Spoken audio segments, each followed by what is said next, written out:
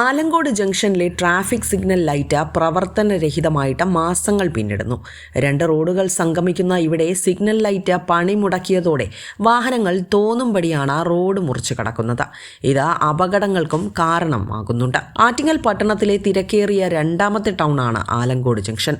ആറ്റിങ്ങലിൽ നിന്ന് കല്ലമ്പലം ഭാഗത്തേക്കുള്ള വാഹനങ്ങളെ ഇവിടെ നിയന്ത്രിച്ചാണ് മണനാക്ക് റോഡിൽ നിന്നുള്ള വാഹനങ്ങളെ ദേശീയപാതയിലേക്ക് കടത്തിവിടുന്നത്. കല്ലമ്പലം ഭാഗത്തു നിന്ന് വരുന്ന വാഹനങ്ങൾ കടക്കാവൂർ റോഡിലേക്ക് തിരിയേണ്ട വാഹനങ്ങൾക്കും സിഗ്നൽ സംവിധാനം ഇവിടെ അത്യാവശ്യമാണ്.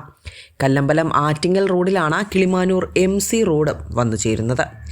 കല്ലമ്പലം ഭാഗത്തുനിന്ന് ആറ്റിങ്ങൽ ഭാഗത്തേക്ക് വരുന്ന വാഹനങ്ങളെ ഇവിടെ നിയന്ത്രിച്ച ശേഷം കിളിമാനൂർ റോഡിലേക്കുള്ള വാഹനങ്ങൾ കടത്തിവിടുന്നതായിരുന്നു പതിവ്. കിളിമാനൂർ റോഡിൽ നിന്ന് ദേശീയപാതയിലേക്ക് ഇറങ്ങി കല്ലമ്പലത്തേക്ക് പോകേണ്ടതും ഒരേ സമയം വാഹനങ്ങളെ കടത്തിവിടുന്നതിനും ദേശീയപാതയിലെ വാഹനങ്ങളെ നിയന്ത്രിക്കേണ്ടതുണ്ട്. 20 മീറ്ററിനുള്ളിലെ ഈ 2 സ്ഥലങ്ങളിലും ഉണ്ടായിരുന്ന സിഗ്നൽ വിളക്കുകൾ 4 മാസം മുൻപാണ് തകരാറിലായത്.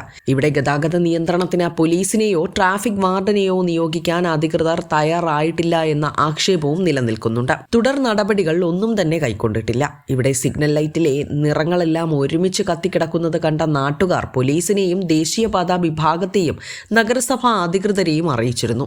ലൈൻ ഓഫ് ചെയ്ത ശേഷം അവ നന്നാക്കാനോ ഗതാഗത നിയന്ത്രണത്തിന് ബദൽ സംവിധാനങ്ങൾ ഒരുക്കാനോ അധികൃതർ തയ്യാറായിട്ടില്ല.